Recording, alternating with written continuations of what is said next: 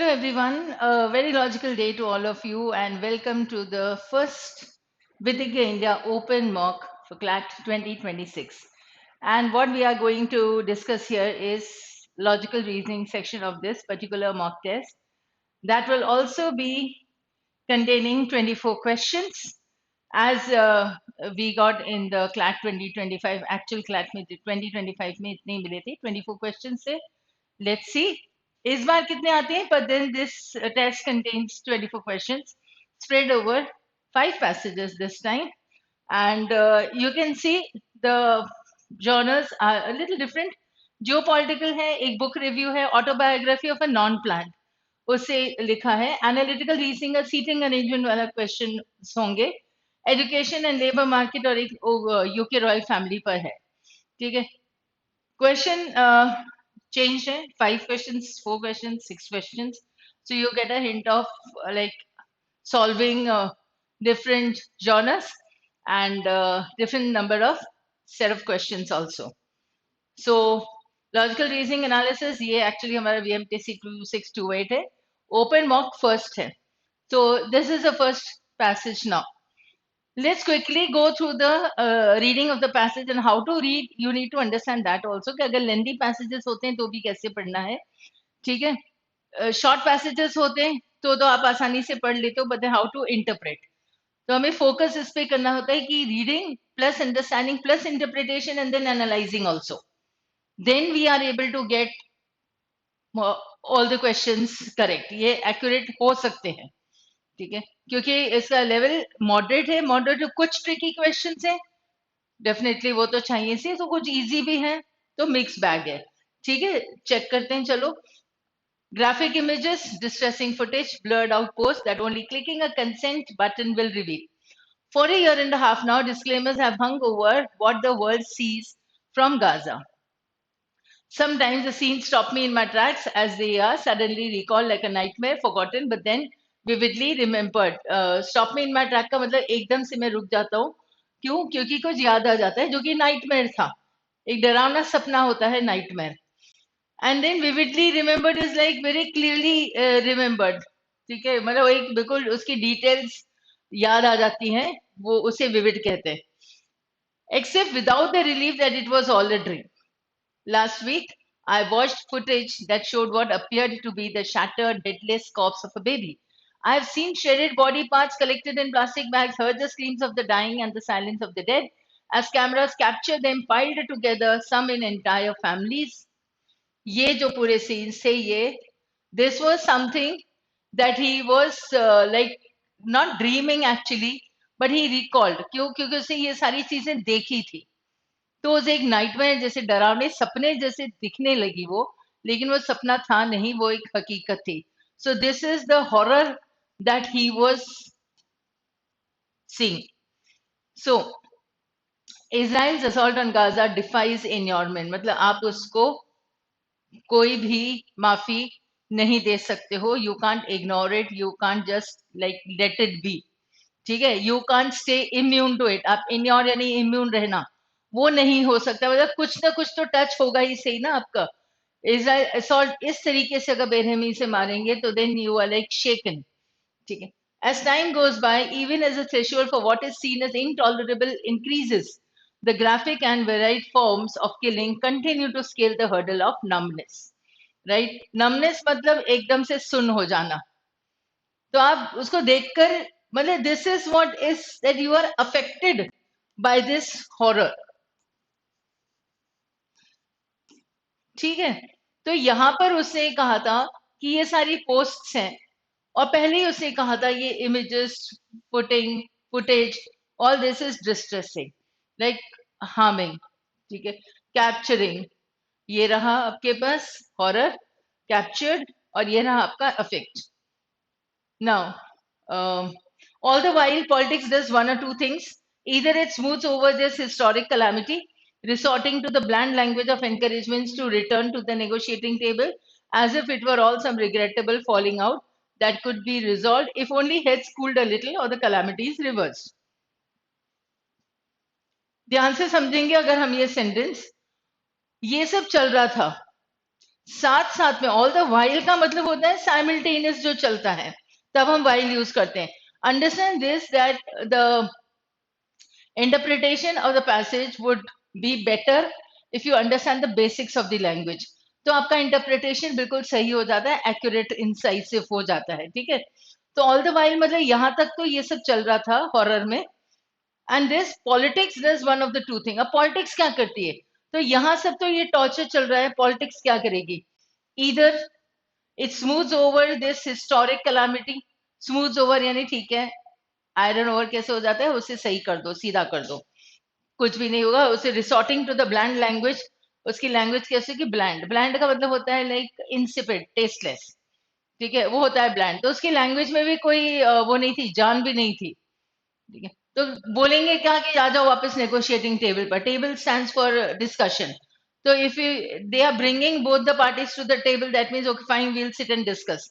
But then what is actually going on was given here as if it were. अब यहां से as if it वर का मतलब ये ऑथर के दिमाग की बात हो गई. तो बस पॉलिटिक्स क्या करेगी, ठीक है आ जाओ नेगोशिएशंस करते हैं.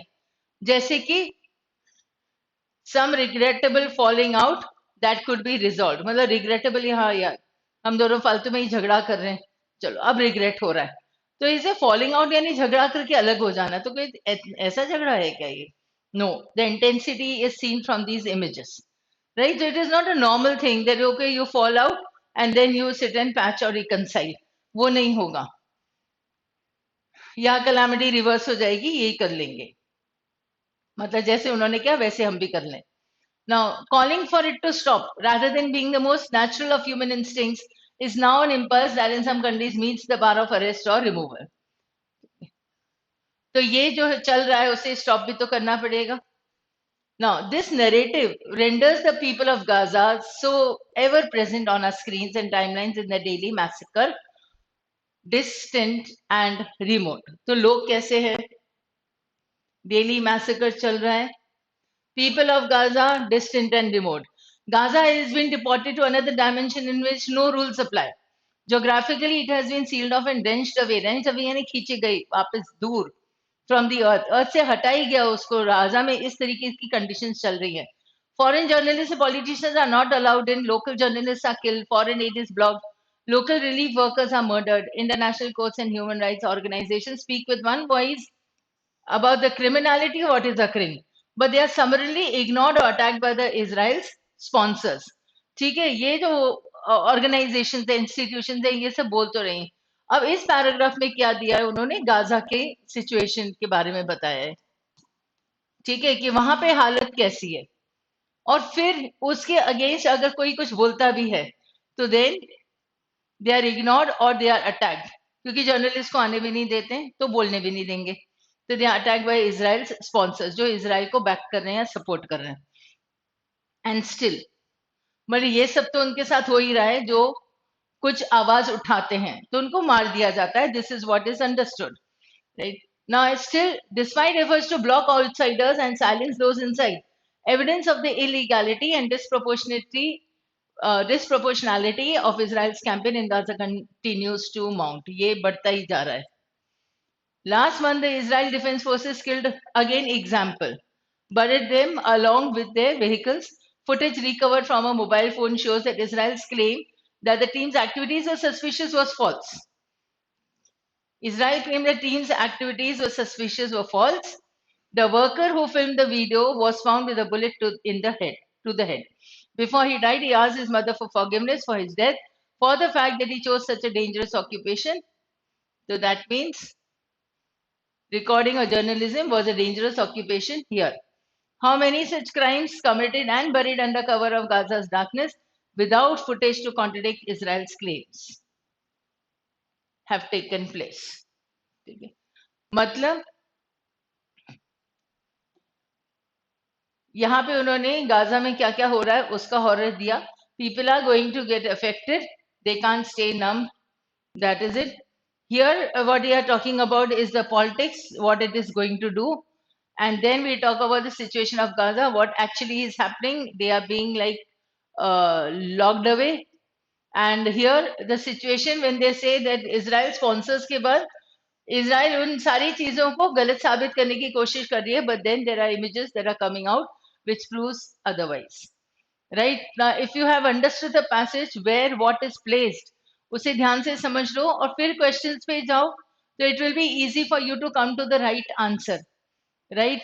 इस पूरे में हमें कम से कम 25 टू 27 मिनट्स देने होते हैं पूरे सेक्शन को। अब देखते हैं हमारे पास इसमें, क्योंकि 5 पैसेजेस थे और इसमें हमारे पास 5 क्वेश्चंस हैं, so reading the article should not have taken you more than 1.5 to 2 minutes, and solving you can solve carefully, क्योंकि जो आप मार्क करोगे ओएमआर पर, ठीक है, वही आंसर आपका कैलकुलेट होता है। ऐसे नहीं कि हमने अपनी शीट पे कुछ मार्क किया और ओएमआर पे कुछ और मार्क किया, नहीं। So you need to be careful in marking also. If the author's claims are accurate, which of the following best represents the logical inconsistency? ठीक है, हमने किए ना logical inconsistency, resolving of the paradox, what accounts for the inconsistency, we have done this these variety of questions, no? So we need to give that logical inconsistency in how the western governments handle expressions of sympathy. तो कोई sympathy दिखाएगा तो उन्हें क्या कर दिया जाएगा? So they criminalize the calls to end the conflict while proclaiming democratic values.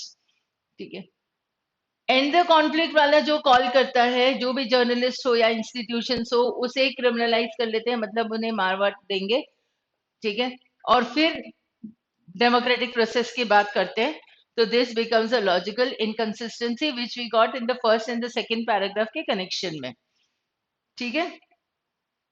तो एक्चुअली बोलते क्या है, होता क्या है, और बात क्या करते हैं। Which of the following is a valid inference from the article regarding the role of visual media in shaping public perception of Gaza? We need a valid inference from what? From this article regarding what? Here. This is what is to be marked. The role of visual media in shaping the public perception. Public perception कैसे बनेगा? तो media का role क्या है? So despite growing desensitization, graphic content still disrupts public apathy. Apathy means indifference. तो indifference जो लोगों का था, वो डिस्टर्ब होता है, मतलब डिस्टर्ब हो जाता है, ब्रेक हो जाता है। ब्रेक कर लो आप इसको, ठीक है, मतलब the people are like sensitised, ठीक है, तो इंक्रीज होगा ये, the people will still be, they can't stay immune, they can't stay inured, वो नहीं हो सकता है, they are still appear to be shattered वाला जो है सेंटेंस, ये सारे फर्स्ट पैराग्राफ में हमने किया है। Suppose an international tribunal decides to act based on the information cited in the passage. What potential logical obstacle might they face? ठीक है, अगर एक इंटरनेशनल ट्रिब्यूनल है जो इसके पूरे मैटर को लेके कुछ काम करना चाहती है, तो फिर उसमें ऑब्स्टिकल क्या आएगा? So lack of sufficient international laws governing the wartime conduct, laws की बात नहीं थी कहीं पे भी, local populations participation कि वो मना कर देंगे, ये भी नहीं था, unreliability of the footage नहीं, footage तो सही था, reliable था, political immunity of Israel's actions due to its sponsors influence, that means अगर कुछ गलत हो रहा है और उसके खिलाफ कोई institutions बोलना भी चाहते हैं, it was there in the paragraph, so they are summarily ignored or attacked by these Israel's sponsors. So it was, see, directly from the passage, you got a hint there. Now, regrettable falling out का मतलब क्या हुआ? यहाँ पे एक reasoning फॉलिसी है, reasoning फॉलिसी का मतलब होता है way you are not applying the reason correctly और there is a flaw in the reasoning, ठीक है। So now what was the flaw in the reasoning, that when the author came up with matching, ठीक है, comparison किसका कर रहे थे, Israel और गाजा के जो ये से हॉरेंडस एक्शंस हो रहे थे वो, और एक पॉलिटिकल फॉल आउट, मतलब दो, एक ही पार्टी के दो हिस्से हो गए, चलो ठीक है, या दो पार्टीज अलायंस में थी लेकिन वो अलग अलग हो गई, तो ये फॉल आउट है, इनका फॉल आउट और इसराइल गाजा में जो हो रहा था वो, ये दोनों बहुत डिफरेंट थे। So it is false equivalence that he came up with. Negotiating table पे दो पार्टीज को नहीं आना था, दो कंट्रीज को आना था, वो भी वायलेंस की वजह से। So these are two different things and it was a false equivalence that he gave, right?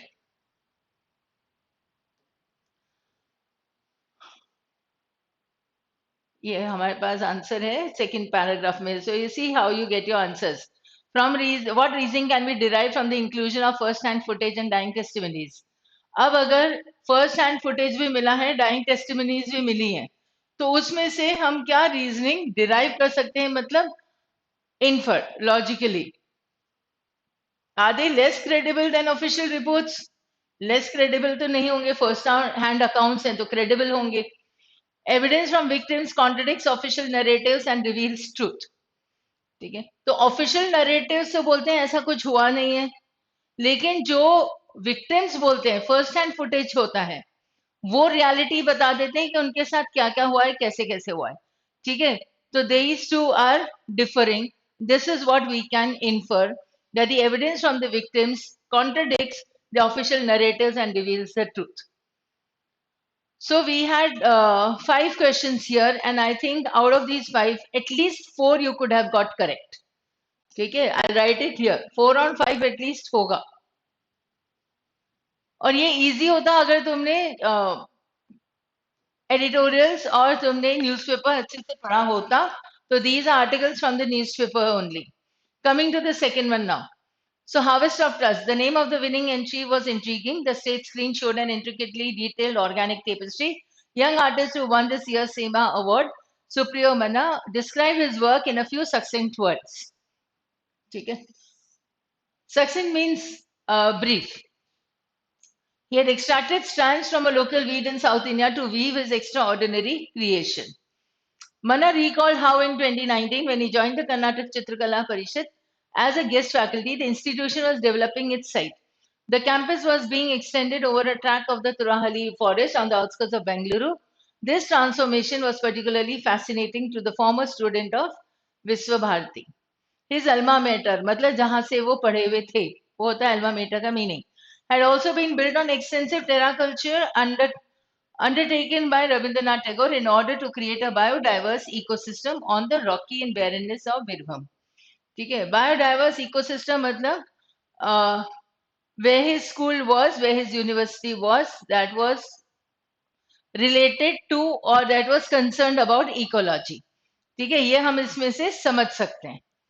But the boy from Bengal was dismayed to find his workplace endeavored to be the construction of an urbanized utilitarian space with no consideration for native ecology. ठीक है, अब इससे जहां पर ये गए थे, his work place, अब जहां पे ये काम कर रहे हैं, काम करने गए ना, उसके बोला था गेस्ट फैकल्टी जैसा. ठीक है, चाहिए. Now this prompted Manna to start his research on this terrain in transition to dig out the memory of the land. तो पहले क्या था, अब कैसे हो रहा है उस पे, मतलब क्या काम हो रहा है, इकोलॉजी पे फोकस हो रहा है, नहीं हो रहा है, तो उसके बाद उन्होंने खोजबीन करना शुरू की. And then started. So the soil was being weeded and tilled to clear space for foreign plants chosen for the beautification process. One of the indigenous shrubs being removed was the sopu, Oncorn sopu or the Cecil joyweed. It had been growing in wild abandon around the site.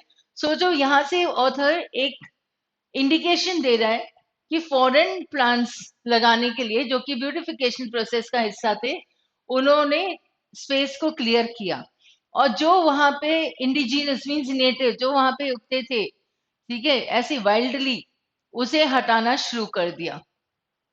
But it was tagged as a weed. Weed is unwanted plants. ठीक है, by definition, a plant that grows wild in an area where it is in conflict with human needs or preferences. देखो, ये भी उसके लिए एक taunt था. जब हम टोन्स करते हैं तो भी हम ये समझते हैं कि एज अ वीड बोला गया है उसे. कौन से प्लांट को? which had been growing in wild abandon around the site always, right? But then it was termed a weed, and weed something that is coming in between urbanization, जो इंसानों को नहीं चाहिए उसे हटा देंगे, ये फालतू है, ये weed है. And was uprooted along with other unwanted vegetation. Manna has long been interested in documenting and preserving narratives of non-human life forms. He works with the weight of the awareness that the Anthropocene has wiped innumerable species off the face of our planet. Anthropocene एक era हो जाता है जहां पे इंसान humans हैं, when they are in the control, उनके हिसाब से पूरा चलता है काम. So that is Anthropocene era. And it has wiped innumerable species off the face of our planet. and pushed many more to the brink of extinction. Human consumption has been the driving force that has determined Earth's fortune. अब अगर anthropocene किसी को सही नहीं समझ में आता है तो you have it in your next sentence. More aptly, its misfortunes. Every other form of life has been deemed lesser than that of human beings. एक और इंडिकेशन कि एंथ्रोपोसीन होता क्या है, जहाँ पे ह्यूमंस एट द टॉप हैं और बाकी सारी स्पीशीज उससे कम है. They can be treated with greed and violence to profit the dominant species. The dominant species would be humans. Witnessing the landscaping efforts around him, Manav was struck by the curious classification underlying them. He noted that weeds were called agacha in his mother tongue, a non-plant. Not only was this shrub denied the right to live, but it was also not even allowed its proper identity, which made him ask the question, how does a plant become a non-plant? Sitting in the audience at the award ceremony, it gave one pause for thought. Mapping the contours and potency of words stretched the mind thin. Contours का मतलब होता है outline, ठीक है, boundary. Stretch the mind thin, मतलब बहुत ज़्यादा सोचना तो it spreads out, so it is not relevant then. The act of naming, labeling, categorizing was so much more than simply a mode of reference. It could be used to create hierarchies, cement prejudices, and establish ideologies. Two organisms with leaves and shoots and roots and blooms. One was considered a plant and the other was not. तो ये अब वो सोचने लगा बैठे बैठे जब award मिल रहा था उसे अपनी बुक पर, तो सोचने लगा कि ऐसे कैसे क्यों हो जाता है कि कुछ प्लांट है कुछ नॉन प्लांट्स हो जाते हैं ऐसे. One was grown with cost and care, while the other considered a waste of space and uprooted in irritation. A creature with fur got to cuddle with you on your bed, while another with furry legs warranted immediate squashing to death. Squashing to death यानी पूरी खत्म कर देना उसे. And even within the same species, the small and white ones got a nice cage and were fed bits of cheese, while those born slightly bigger and browner had poison and traps waiting for them.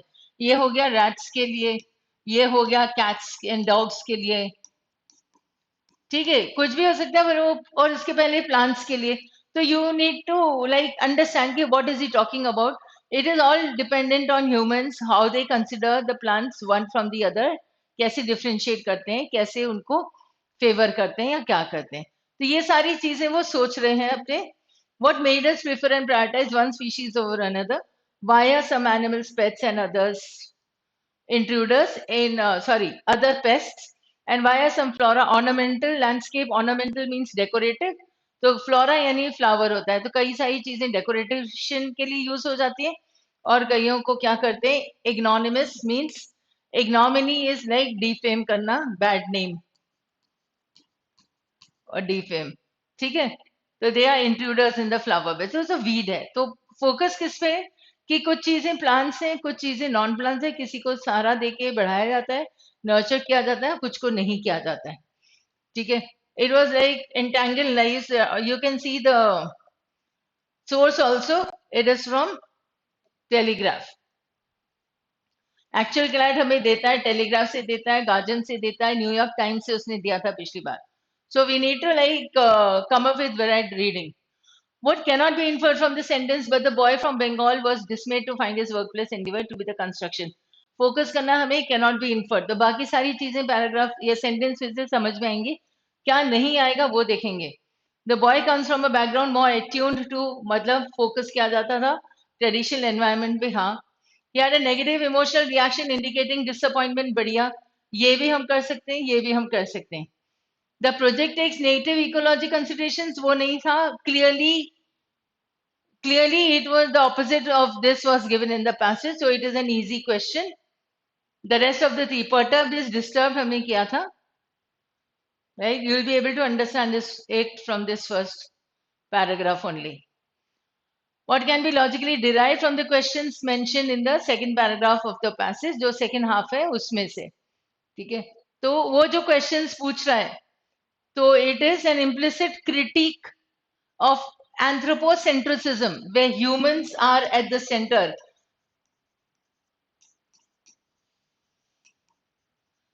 ठीक है, where humans are at the center, then rest of the species relevant है या irrelevant है humans के हिसाब से होगा decide.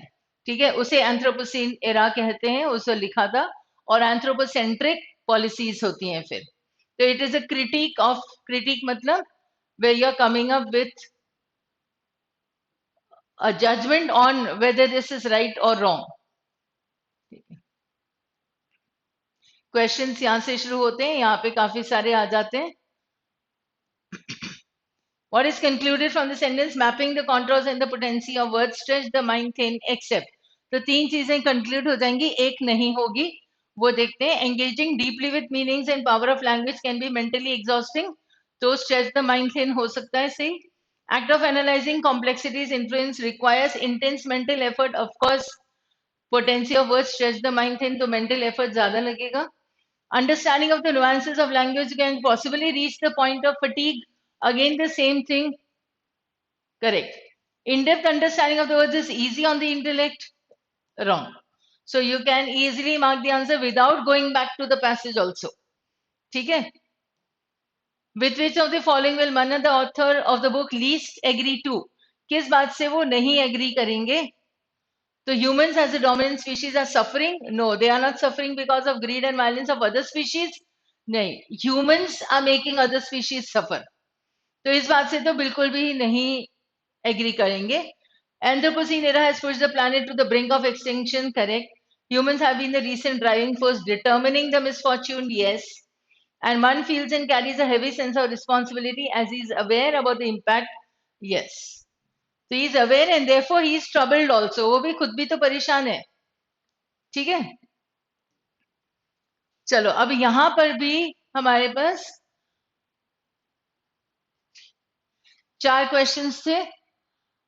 90, 91, 92, 93. So 4 questions में से you could have got 3 correct. So we have done 9 questions overall. You could get 7.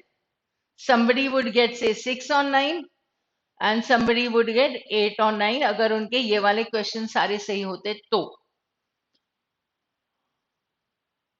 ठीक है, अब थर्ड वाला पैसेज देख लेते हैं. AR पे है. AR का बेस्ट तरीका ये है कि when you are reading simultaneously start making also the figure. ठीक है, करके देखते हैं. चलो. 8 dancers MNOPQRST sitting around a square table such that 4 people are sitting on the corners of the table while the other 4 sitting on the middle of each edge of the table. So I'll make it here. ठीक है, अभी हम rough बनाते हैं. 4 sitting in the corners and 4 sitting in the middle of the edge. ये हो गया. ठीक है. The people who are sitting on the corners are facing the center of the table. So sitting on the corners ये रहे facing the center. तो बाकी के लोग बाहर. ये ध्यान से बनाना होगा बिकॉज राइट एंड लेफ्ट फिर इसी के साथ आता है अरेंजमेंट में. ठीक है. Further the following information is also known. N is at one of the corners. S and M both are facing in outward directions and sit in front of each other. चलो ठीक है. N is at one of the corners. आपकी मर्जी, आप किसी भी corner से start कर लो. ठीक है. अब अगर मैंने इस कॉर्नर से स्टार्ट किया, फाइन. अब एक तो फिक्स कर ले हमें N. फिर S and M both are facing in outward direction, sit in front of each other. अब फ्रंट ऑफ ईच अदर मतलब ऑपोजिट आउटवर्ड डायरेक्शन. मतलब अब सोचो, एस और एम यहां पे हो सकता है. ठीक है, अभी हम इसको रफ में ऐसे लिखेंगे. एस या एम इधर हो सकता है, इधर भी हो सकता है, इधर भी हो सकता है और इधर भी हो सकता है. ठीक है, चारों तरफ हमने लिखा लिया क्योंकि कहीं तो होगा, आगे पढ़ेंगे तो पता चलेगा. Right. And this sit in front of each other. R is to the right, immediate left of N. अब if this is facing here, तो immediate left ये हो गया, तो ये हुआ R. That means what? ये कैंसिल और यहां पे हुआ R. ठीक है, मतलब ये भी कैंसिल. अब इन दोनों में से कहीं पे एक M, कहीं पे एक S. So S and M both are facing in outward direction, sit in front of each other. Fine. R is to the immediate left of N. ये हो गया.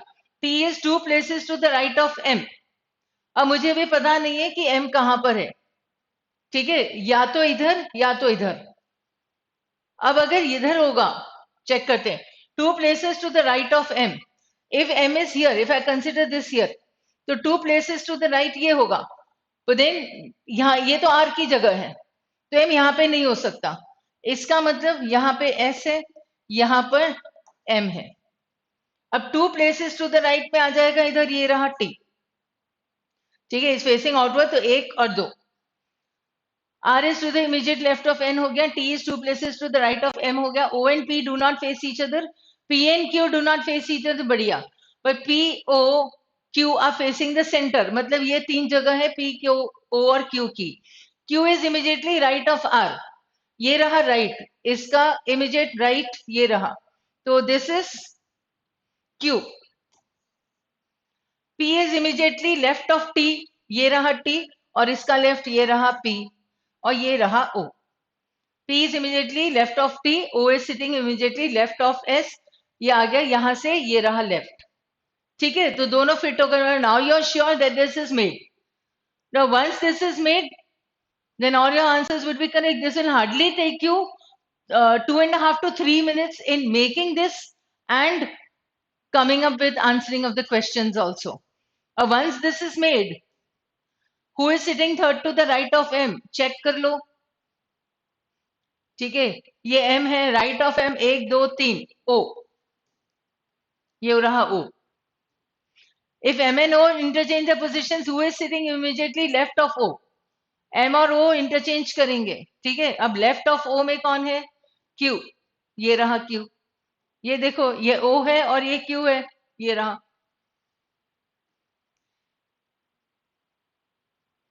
How many persons sit between M and N when counting from the right side of M? So we'll come back to the original figure that we had drawn. ठीक है, interchange वाले को continue मत करना. जब आप आपकी रफ में भी बनाते हो ना, you need to be very careful. So go back to the original one. So here right side of M, तो M और N के बीच में, M यहाँ पे था, राइट साइड यहाँ से आएगा, तो 1 2 3 4, फिर N आ गया, ये रहा 4. Who is sitting third to the right of R? R कहां पर है? ये third to the right 1 2 3 P, ये रहा P.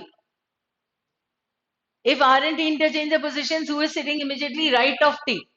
R and T आगे पीछे थे, तो right of T में अब कौन आएगा? Q, ये रहा. ये T आ गया, आगे पीछे इधर इंटरचेंज कर लिया, इसका राइट ये रहा. है ना? Always focus yourself in that direction कि मैं ऐसे बैठा हूं तो मेरे राइट पे, या मैं ऐसे बैठा हूं तो मेरे लेफ्ट पे. ठीक है, ये विजुअल आपको बनाना आ गया ना, तो then it would be very easy. हो गया, 5 के 5 आंसर सही जाने चाहिए थे अपने पास.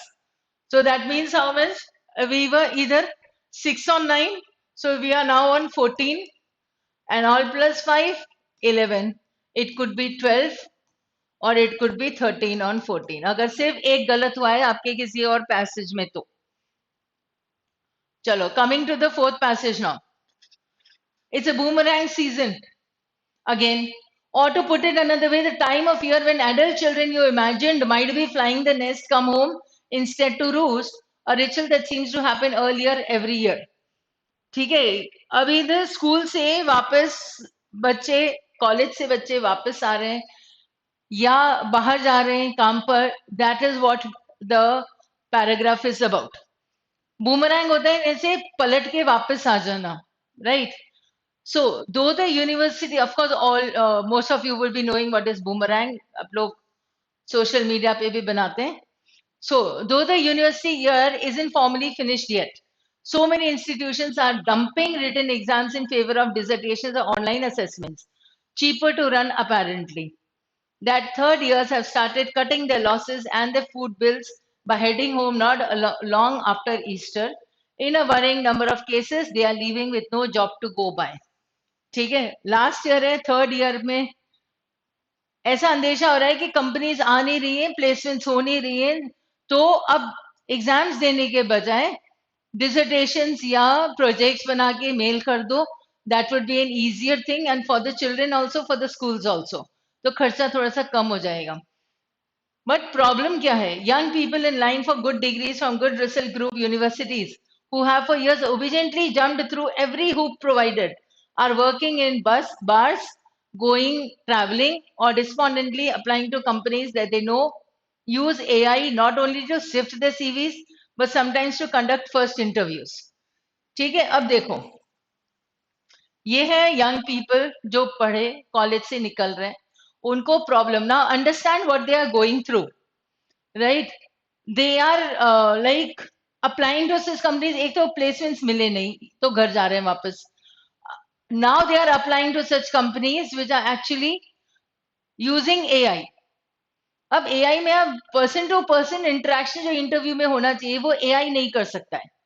ठीक है, मतलब हर कहीं पे एआई नहीं चलने वाला है. तो अब ये भी परेशान है लोग.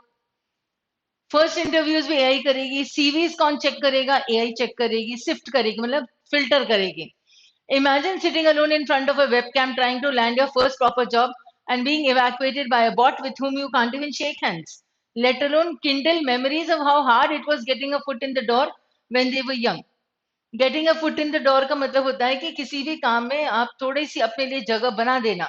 जैसे ऐसे होता है कि दरवाजा बंद होने वाला है, एकदम से हमने पाँव रख लिया. कई बार ऐसे लिफ्ट में भी होता है, कई बार नॉर्मल दरवाजे भी होते हैं.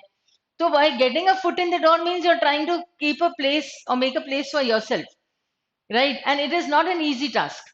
This is what he's saying. Easy task nahi hai, but nobody is to share, nobody to understand that. Why?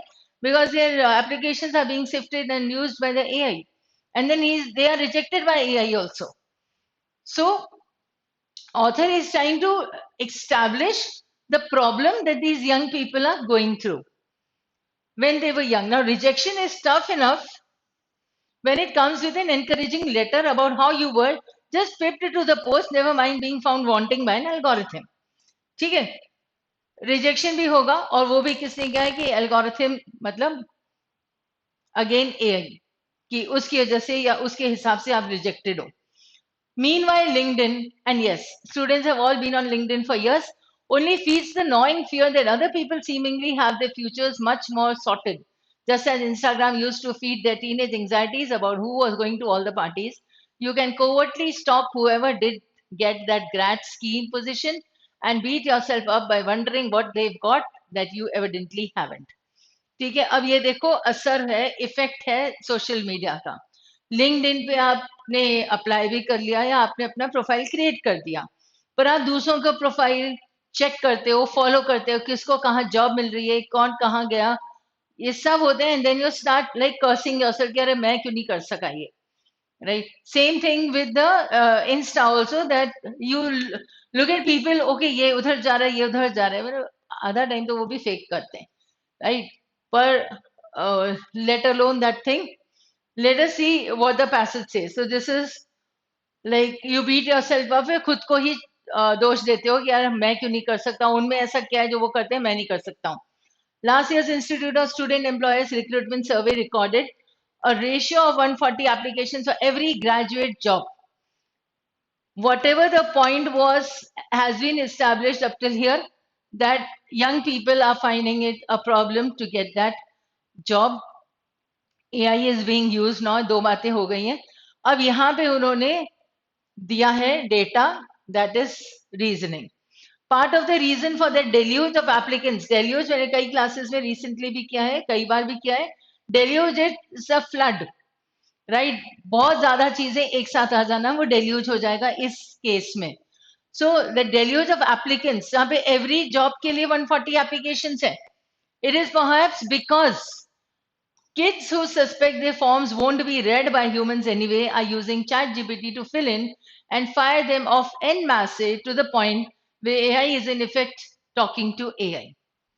En masse means all things, all people taken together in a block. अब ये भी बच्चे भी अब use करना शुरू कर the chat GPT.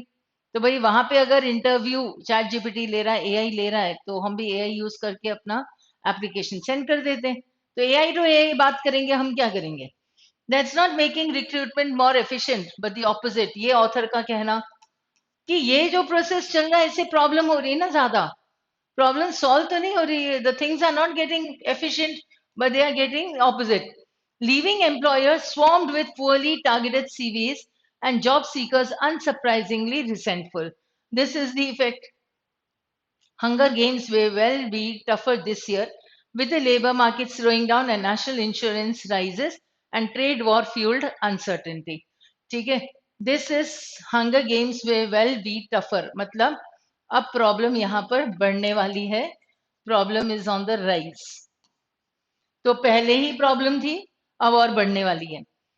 Returning to my old Cambridge college recently, a place where you'd imagine students would feel they won the golden ticket, I was struck by the number who still didn't know what they would be doing when they graduated, and by the sense that they had resigned themselves to a very long haul.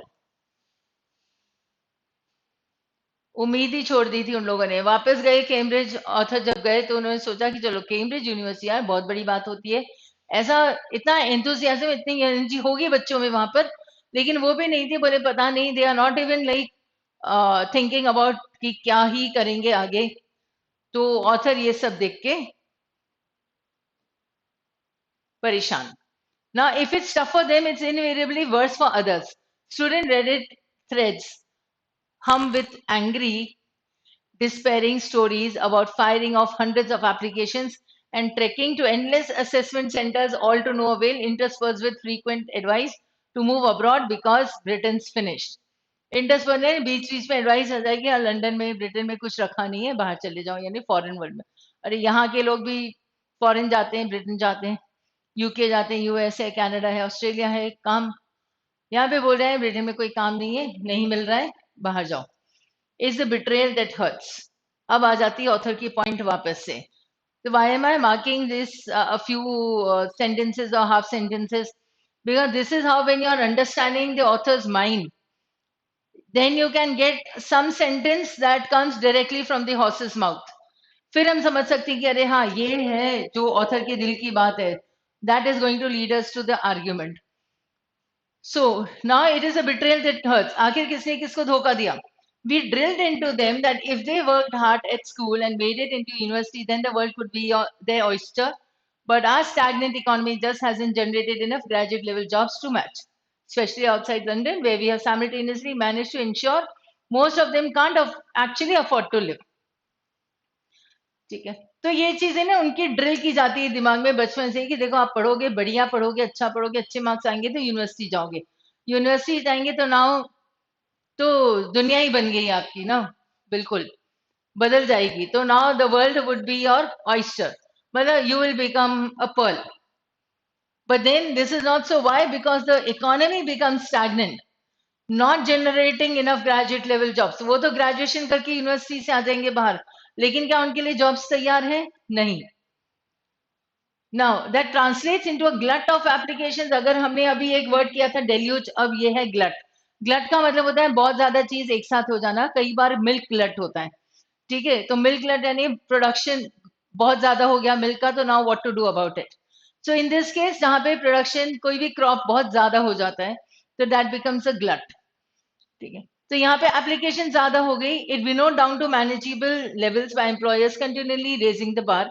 Even a degree is no longer enough for the most coveted graduate schemes. With a master's fast becoming the new expectation. तो सिर्फ आप BA कर लोगे, BCom कर लोगे नहीं, अब हमें एमकॉम चाहिए, एमबीए चाहिए। तो you need a master's degree, commerce BCom degree या बैचलर्स डिग्री अभी यूजलेस लगने लगी है। But since universities can charge whatever fees they want for postgrad studies, more than 83,000 pounds for an MBA at Oxford Swanky said Business School, to take one extreme example, ये तो सिर्फ एक example है, वो कुछ भी चार्ज कर सकते हैं, ठीक है, they can charge whatever they want. This risks everyone else's, sorry, this risk making certain professions ever more the preserve of the wealthy. जो इतना चार्ज कर सकता है, दे सकता है, वही करेगा एमबीए इस पर्टिकुलर यूनिवर्सिटीज में। This is just an example. That means it is not easy for the people, for the youngsters coming up for graduation then moving into a post graduation. वो आसान नहीं है। ग्रेजुएशन करने के बाद उनका कोई मतलब है नहीं, क्योंकि जो लेबर है, जो कंपनीज है, वो ग्रेजुएशन को ठीक ठीक मानती है, मतलब इतना ज्यादा अहमियत नहीं देती है उसको, ठीक है। सो this is pricing else's children out of an educational arms race. तो जैसे आर्म्स रेस होती है, न्यूक्लियर आर्म्स रेस होती है, एक एजुकेशनल आर्म्स रेस है। दिस इज जस्ट अ पन that the author has used. कि वैसे तो आर्म्स रेस होती है ना, न्यूक्लियर आर्म्स को रेस, होड़ लगी है, मून पे पहुंचने की होड़ लगी, अभी जापान भी गया, लेकिन वैसे ही वो गया अभी अनसक्सेसफुल, ठीक है। लैंडर्स उसकी क्रैश हो गए।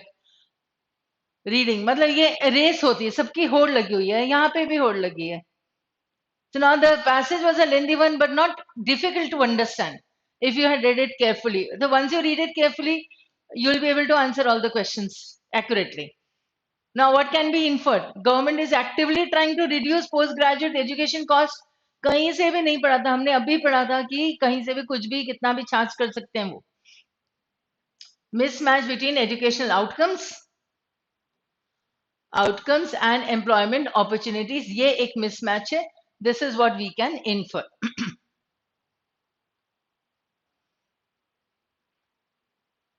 Which of the following would most strengthen the author's argument? Recent report shows postgraduate degrees increase lifetime earnings. पर ऑथर का आर्ग्यूमेंट पोस्ट ग्रेजुएट पर तो था नहीं. ऑथर का देखो सेंटेंसेस सही भी हो सकते हैं, but then you need to go back to the question asked. What is the question and what was the argument? Argument was not about the postgraduate degrees. We need to strengthen. Employers are now rejecting candidates with only a bachelor's degree for most roles. They are rejecting. हमने पढ़ा था ना bachelors degree को वो importance नहीं देते.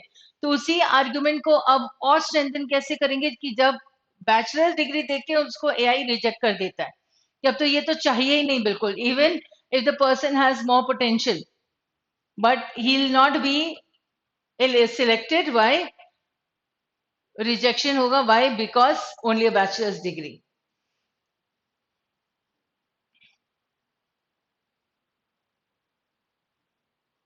Which of the following would most weaken the author's concern?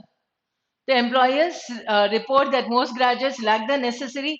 Do they lack the necessary soft skills? Soft skills होंगी, ठीक है. मुझे वीकन करना ऑथर का कंसर्न स्टूडेंट्स के सॉफ्ट स्किल्स पे नहीं था. वो तो बोल रहे थे कि एआई ले रही है उनका interview. Cost of living in London has significantly decreased recently. A new law mandates equal job opportunities regardless of degree level. ये तो लॉ की बात है. And the number of available graduate jobs has increased outside London.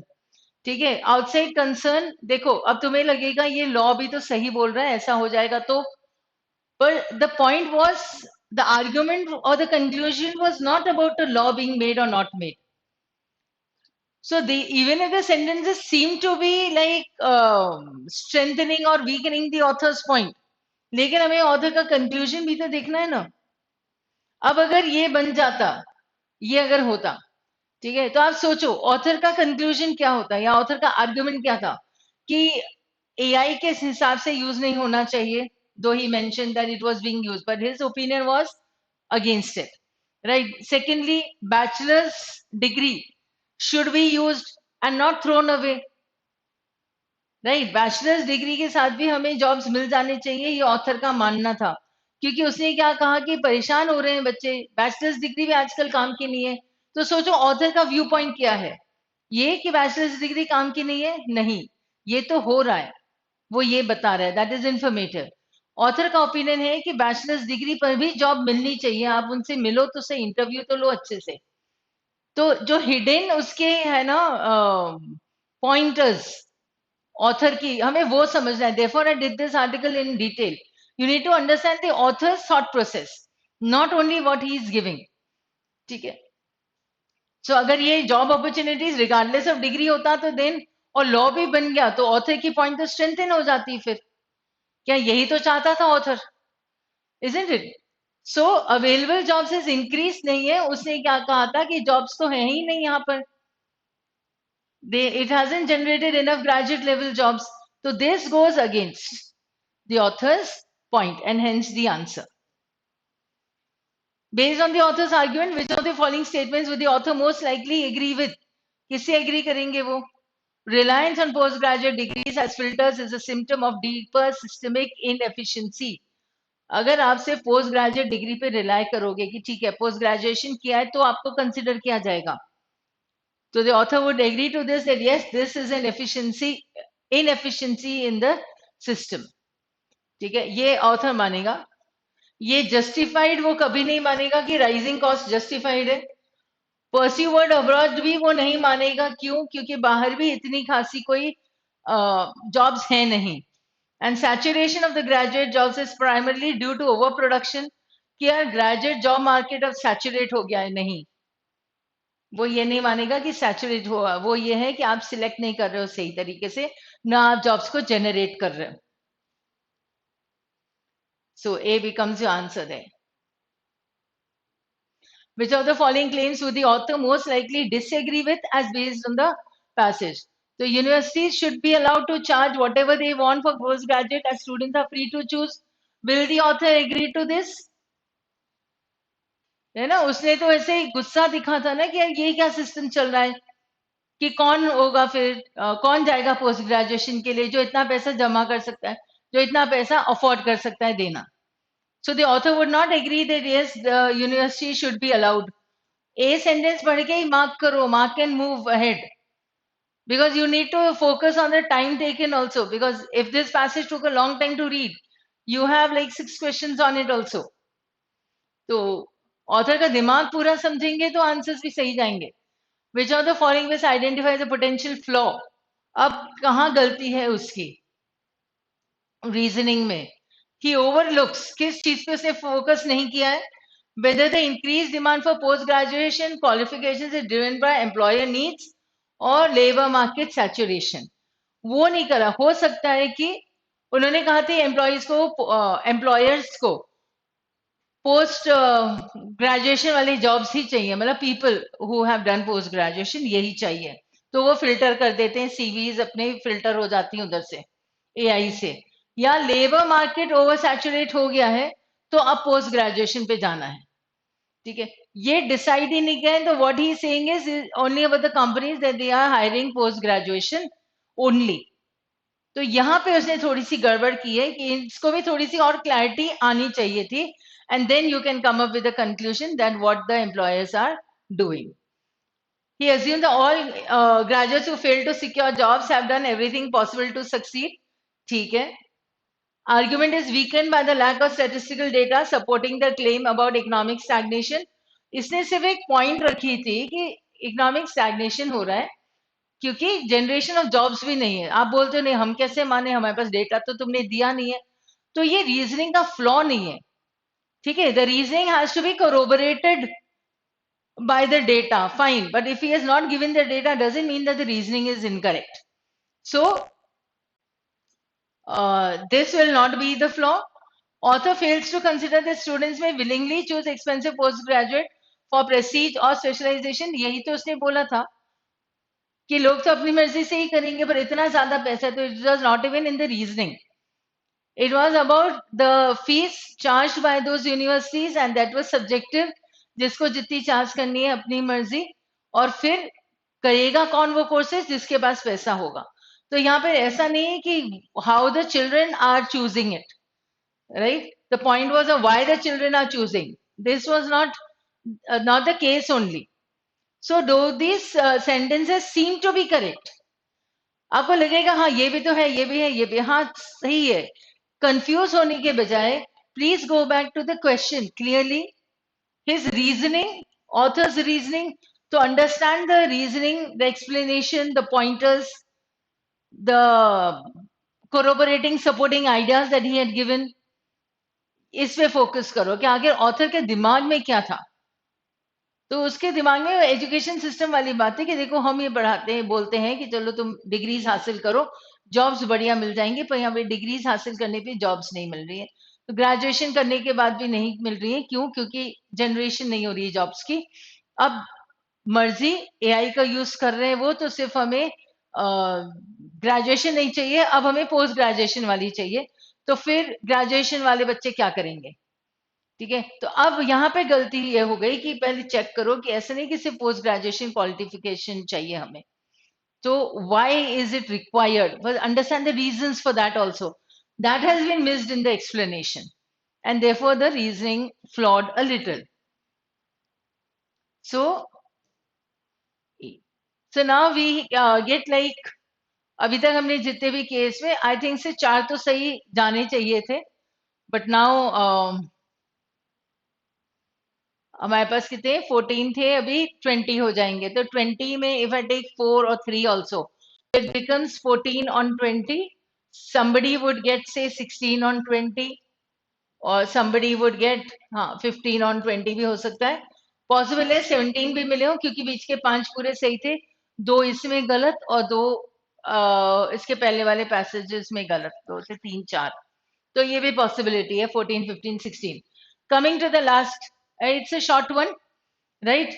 So the UK loves its royalty even if the House of Windsor is of German descent, and Buckingham Palace is as popular as a tourist destination for the English as it is for the Indians and the Japanese. But even so, debate periodically rages in the local press about the benefit to the taxpayer who subsidizes the lifestyle of the royals.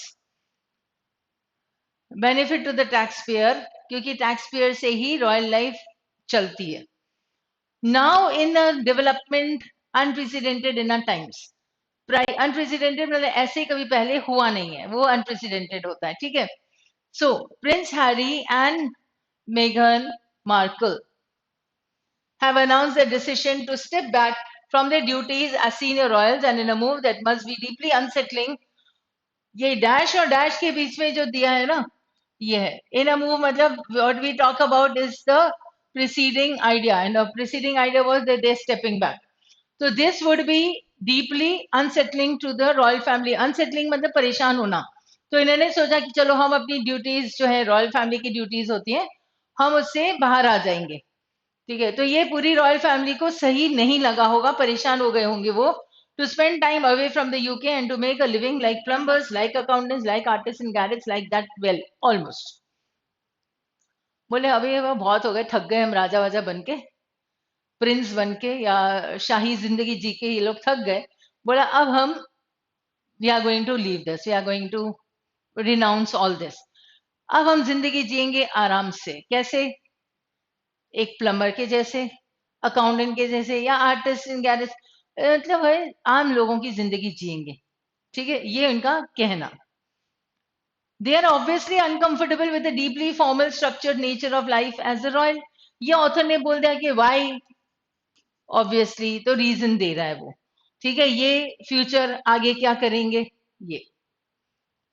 They are obviously uncomfortable with the deeply formal structured nature of life as a royal. Since their wedding, the couple has been doing the rounds and taking the tours that the largely ceremonial role demands. कर ही रहे वो अपना काम as a royal family. These outings are closely scripted, with the prince taking the lead in public and his consort silently well consorting. Consorting मतलब उसके साथ साथ जाना. तो ये जितने काम है रॉयल फैमिली के, इधर उधर जाना, ट्रिप पर और टूर पर, लोगों से मिलना, ये सब काम, और सब काम scripted, right? Again focusing more on the prince and the consort, that means the partner moving with him.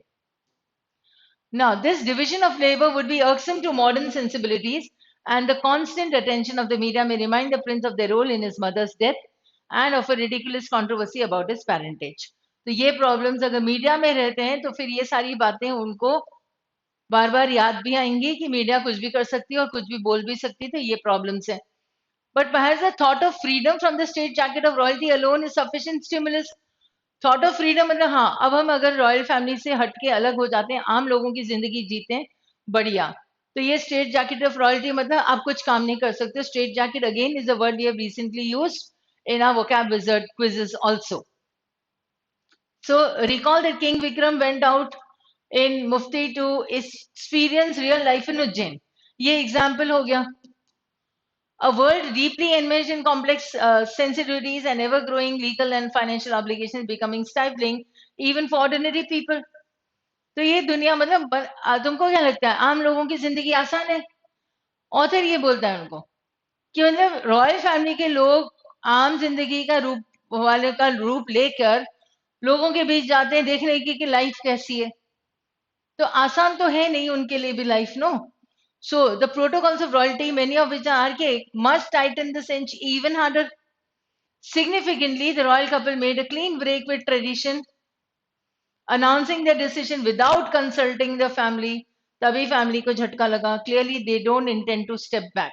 That means discussion की कोई chance ही नहीं है, क्योंकि उन्होंने एक पक्का एक very in a very resolute manner they have taken this decision that yes, they are going to leave the royal tradition back. So again, now see, this was an article from the Indian Express only. Which of the following, if true, most weaken the author's portrayal of the royal couple's decision? Detailed documentation showing that other senior royals have successfully stepped back. पर ये तो weekend हो जाएगा ना, क्यों? क्योंकि उसने कहा था unprecedented and we had discussed it also. तो ऐसा किसी ने नहीं कहा है, कभी नहीं किया भी है. Which of the following implicit assumptions can be logically deduced from the author's portrayal of Prince Harry and Meghan Markle's decision to step back? What is the assumption? उन्होंने कहा कि हम रॉयल जिंदगी छोड़ रहे हैं, आम लोगों की जिंदगी जिएंगे. रॉयल जिंदगी में स्ट्रेट जैकेट हो जाता है, हम कुछ कर नहीं सकते हैं, स्क्रिप्टेड होता है, हम कुछ अपने मन की बोल नहीं सकते हैं. अब इनका assumption कि आम लोगों की जिंदगी जीना आसान है. Ordinary lifestyle might be less burdensome than their royal duties. This is what they believe. अगर ये नहीं मानते तो फिर बेटर होता रॉयल ड्यूटीज ही निभा लो. अगर आम जनता की जो लाइफ है, ordinary man's life is not less burdensome than the royal family's life, then they would not have stepped back only, isn't it? So they thought that a more ordinary lifestyle might be less burdensome. When they think this, when they believe this, only then they can take a decision to step back. So this becomes the base. Assumption का मतलब होता है base of the conclusion. Now what was the conclusion? That we are going to step back, abandon this royal life. And what was the base? We'll become commoners. Life, royal life is complex, common life will be less complex. यही मान के वो आगे बढ़ते हैं.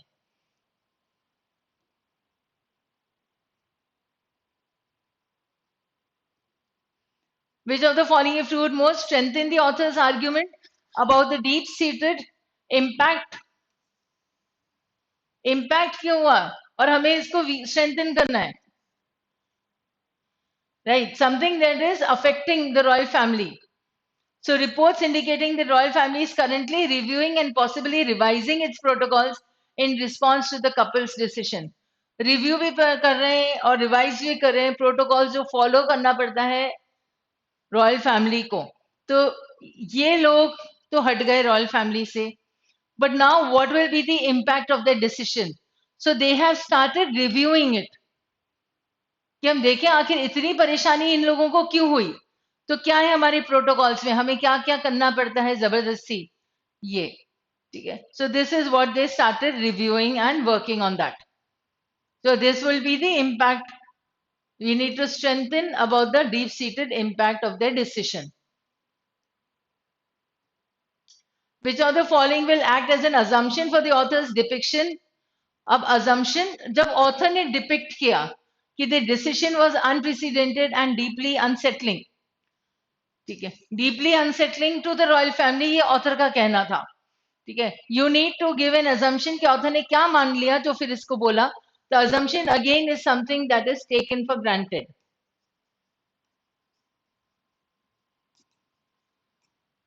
So no other members of the royal family in recent history have taken similar. अब उन्होंने लिया हो या नहीं से कोई मतलब नहीं है. तो अनप्रेसिडेंटेड का मीनिंग तो है, लेकिन क्वेश्चन समझो, जब ऑथर ने इस डिसीजन को अनप्रेसिडेंटेड कहा and unsettling to the royal family कहा, तो then what was his assumption? Royal family traditionally values stability and continuity above individual members' personal desires, and therefore it was unsettling to them, and therefore it was unprecedented also. ठीक है. Resilient का मतलब होता है to bounce back, कि हम वापस से बढ़िया हो जाएंगे, ऐसा नहीं था. Generally supportive यहाँ पर out हो जाएगा, because the point was not about the public. It was the author's assumption. So whatever the author said, according to it, what did he have in his mind prior to his saying something? वो होता है assumption. एक कदम पीछे जाना होता है assumption के लिए. अब लॉजिकल रीजनिंग सेक्शन में 24 क्वेश्चन थे, लेकिन आपको टाइम कितना देना था? 25 to 27 मिनट्स. गुड अटेम्प्ट्स आपके 22 to 24 हो जाते, इसमें भी आपके सारे होने थे.